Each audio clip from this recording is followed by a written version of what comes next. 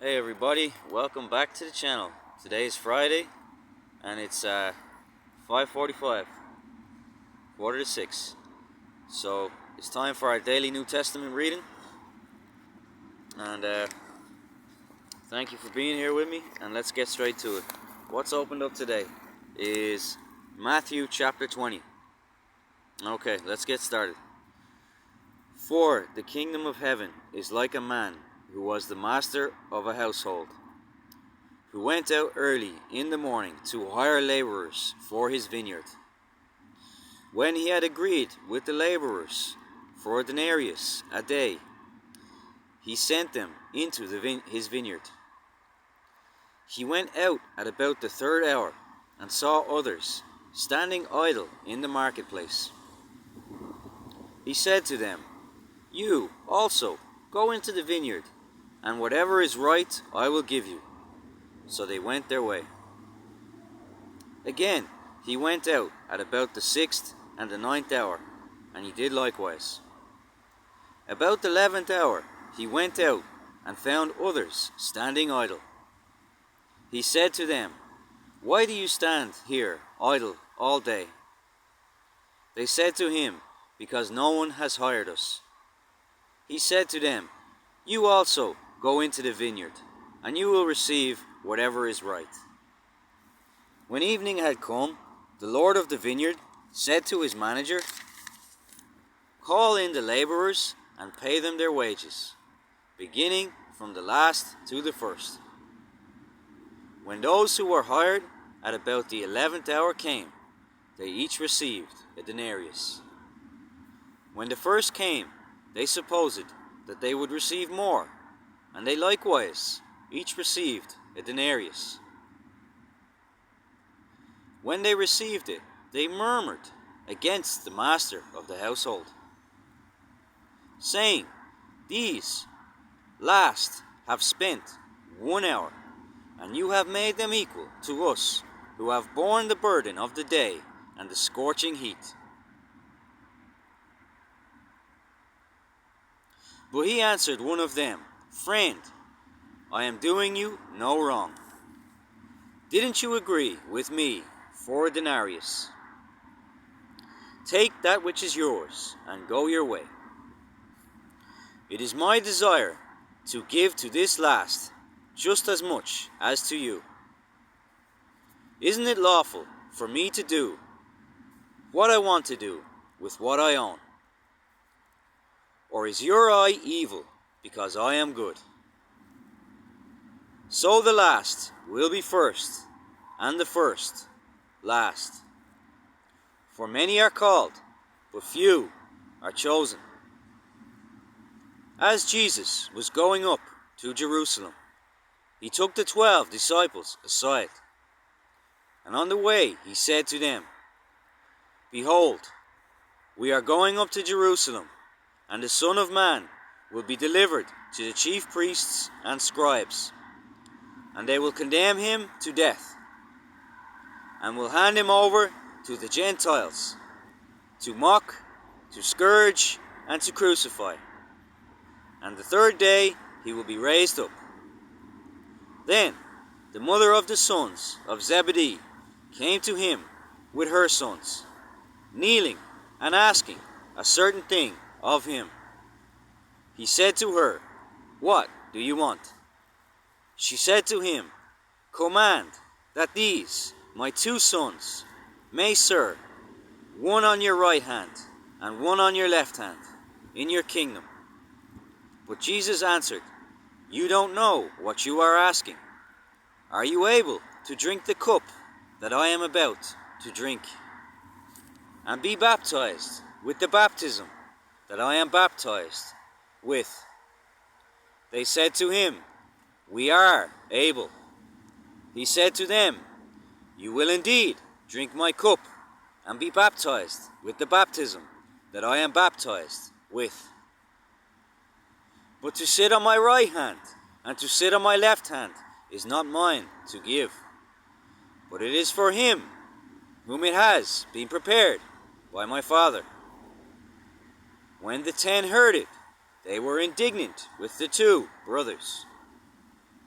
But Jesus summoned them and said, "You know that the rulers of nations lord it over them, and their great ones exercise authority over them. It shall not be so amongst you. But whoever desires to become great amongst you shall be your servant. Whoever desires to be first amongst you shall be your bondservant. Even as the Son of Man came not to be served, but to serve, and to give his life as a ransom for many." As they went out from Jericho, a great multitude followed him. Behold, 2 blind men sitting by the road, when they heard that Jesus was passing by, cried out, "Lord, have mercy on us, you Son of David." The multitude rebuked them, telling them that they should be quiet. But they cried out even more, "Lord, have mercy on us, you Son of David." Jesus stood still and called them and asked, "What do you want for me to do for you?" They told him, "Lord, that our eyes may be opened." Jesus, being moved with compassion, touched their eyes. And immediately their eyes received their sight, and they followed him. Wow. There we go. That's Matthew chapter 20, guys. Always loved Matthew. Felt like it was...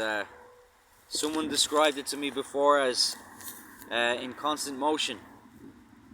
It's the part of the Bible that's in constant motion. The story is moving very fast, much like an action movie. And I like that. It's nice to read. And it's funny that what came up there was those who wish to be first will be last, and those who are last shall be first. And that's very relevant, because not 2 days ago I was in the city center, made some videos. They're on the channel, you've seen me wandering around. And I was getting the bus home, and as I was about to board the bus, a young man stepped in front of me, and he kind of barged past me to get on the bus before me. And he turned around to look at me as he was doing so, and we met eyes. And I said to him, "Those who wish to be first shall be last, and those who are last shall be first." And I was quite surprised by his response. He put his head down immediately, and he scurried away.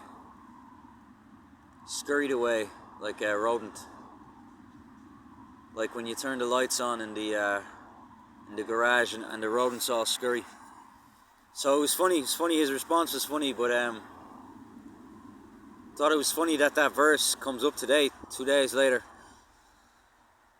The Bible is like that, guys. It's always keeping in track with what's happening in your life, and it's always relevant. So it's the only book I've ever kind of read that's like that. It's kind of proof of its power, that it's able to keep up with the times, never get stale, never seem like it's disconnected from reality and from your world or from your heart. It's a timeless book, you know. It's a timeless book, guys. It truly is. It's timeless, and I think ultimately it's a psychology book, you know. It covers all of the scenarios that a human being can face during their time of existence here upon this earth. You know, the Bible, from start to finish, it explores every scenario a human being can find themselves in, and it gives guidance on what one should do to navigate, you know, safely. So it's like it's the navigator's guide to life. Navigator's guide to life, you know, guys. It's like your atlas. It's how you're going to find your way And like an atlas, there's nothing on this earth that's not been mapped by it, So in that way, we're never going to be stumped. We're never going to be at a loss. We can never say to God that we didn't know what to do. Once we have the Word at our disposal, we always know what to do. We just have to consult the Word, and the Word is like God speaking to us. He's giving us the instructions. So in that sense, the Bible is like, it's our instruction manual. It's a universal instruction manual for all tasks, for all situations, for all times, for all people. And in that sense, there's no other book like it, the book of life. And I